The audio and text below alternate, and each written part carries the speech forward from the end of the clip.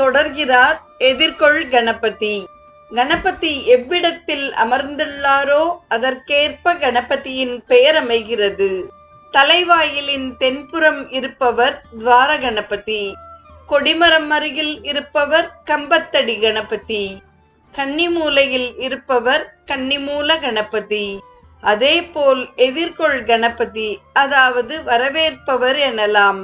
சிவன் கர்ப்ப கிரகத்தில் கிழக்கு நோக்கி இருக்க தலைவாயில் தெற்கு நோக்கி இருக்கும். இத்தகைய கோவில்களில் கோவிலில் நுழைந்ததும் மதில் ஓரமாய் வாயிலை நோக்கி ஓர் கணபதியை பிரதிஷ்டை செய்வார்கள்.